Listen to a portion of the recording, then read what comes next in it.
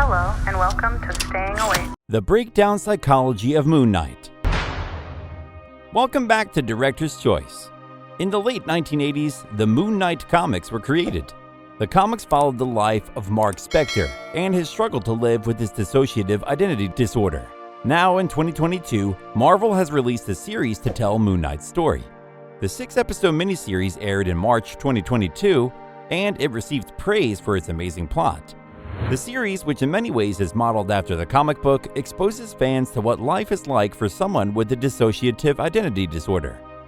During the 6 episodes, fans were introduced to 3 spectrums of Moon Knight, 3 personalities that exist as one but are unaware of each other's existence. This is what makes Moon Knight's psychology so unique.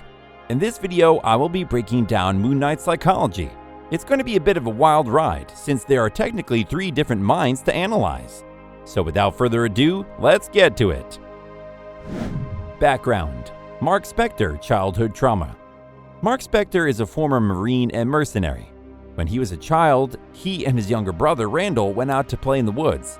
The 2 brothers would often reenact a few scenes from Tomb Buster, a film that follows archaeologist Dr. Stephen Grant and his apprentice Rosser. Mark's mother had implored him to look after his younger brother, but sadly, while they were playing in a cave, his brother drowned. The rainstorm that came in took both children by surprise, and although Mark tried to help his brother, he was the only one who made it out alive. His mother, Wendy, blamed him for his brother's death. She proceeded to abuse him in several ways because she could not forgive him for the death of his brother. Mark carried the burden of his brother's death everywhere he went, and his mother was always there to remind him of it. He became weighed down by his feelings of shame and self-loathing. One day, terrified of his mother's anger and desperate to get away from his own reality, Mark created an alternate personality known as Stephen Grant. This personality allowed Mark to live without fear, guilt, or shame. Stephen Grant, clean slate. After suffering through childhood trauma at the hands of his mother, Mark's mind sought a way to help him cope. This led to the birth of Stephen Grant, a new personality with no memory of Mark's past trauma. Stephen was the clean slate that Mark needed, a way to escape his trauma and feel protected from the cruelty his mother inflicted on him. Stephen allowed Mark to retreat into himself and escape the memories of his past. Whenever he switched to Stephen, he would feel safe, happy, and guilt-free. With Stephen in control, Mark could relax and hide away from the burdens of his reality, burdens that Stephen was completely oblivious to. For example, in the present day, Mark's mother is dead, but to Stephen, his mother is still alive. In fact, Stephen is so convinced that his mother is alive that he calls her to tell her about his day. His messages are left on the voicemail of his non-existent mother. Jake Lockley. Mark Spector is the primary personality, and he exists with Stephen Grant and Jake Lockley. Mark is aware of Stephen, but Stephen is not aware of Mark. However, neither of them knows that there is a third personality, one far more sinister than they could imagine. This third personality is Jake Lockley. However, because the series does not truly reveal Jake until the final episode, not much is known about this personality. Therefore, this video will focus on Mark Spector and Stephen Grant. His personality. While Mark Spector is a trained martial arts fighter who is proficient in armed combat and lethal tactics, Stephen Grant is a shy, introverted, soft-spoken, and kind man. Mark is athletic and hostile, while Stephen is friendly and welcoming. In addition, Mark appears more sure of himself than Stephen. He stands up straight and is not easily intimidated, but Stephen is usually hunched over and meek. They also have different beliefs. Because of their different personalities, they both create a different version of Moon Knight when they conjure Khonshu's spirit. While Mark's version of Moon Knight wears a white hooded godlike attire with a cape, Stephen's version is decked out in a dapper white suit. He also refers to himself as Mr. Knight.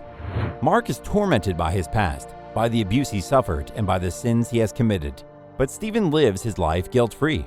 He works as a gift shop clerk at the National Art Gallery, and he lives in a flat in London with his pet goldfish Gus. Stephen is a man of peace, but his attitude slowly changes as the series progresses. After being plagued by memory lapses and constant fatigue, Stephen came to the conclusion that he had a sleeping disorder of some sort. The normally calm gift shop clerk was becoming more and more agitated by his predicament. He could not explain the graphic and violent dreams he was having, nor could he explain the constant fatigue. What Stephen didn't know was that what he thought were mere dreams were in reality memories of another personality that lived within his mind. His social life. Mark Spector non-existent. Throughout the series, Mark remains mostly dormant and only comes out to fight as Moon Knight. Because of this, he does not have a social life.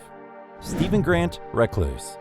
Stephen's social life is also mainly non-existent, and things only get worse when the battle within himself begins. In an attempt to prevent himself from leaving his flat, Stephen decides to stay up all night. He keeps himself up by reading about ancient mummies, tombs, and everything to do with Egyptian history.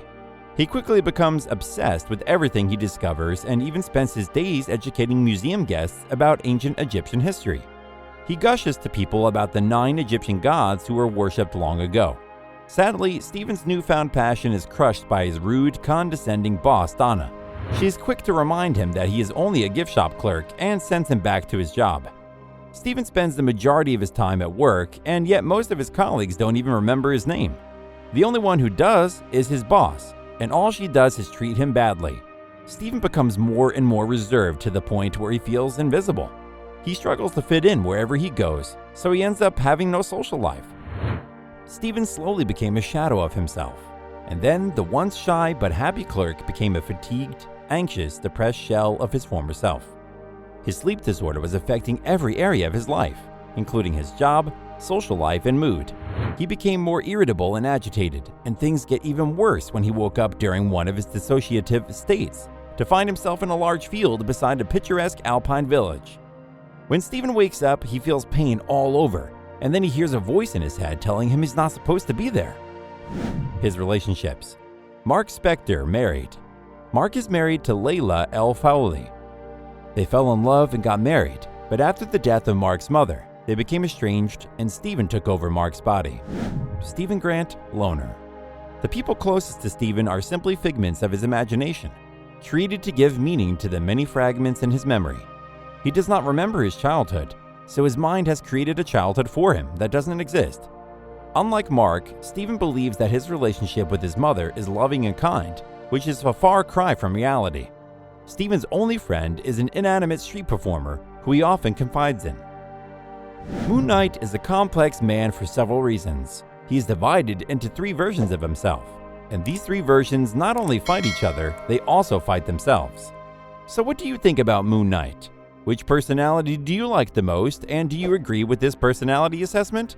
Let me know what you think in the comments. Please take a look at this recent clip by Director's Choice.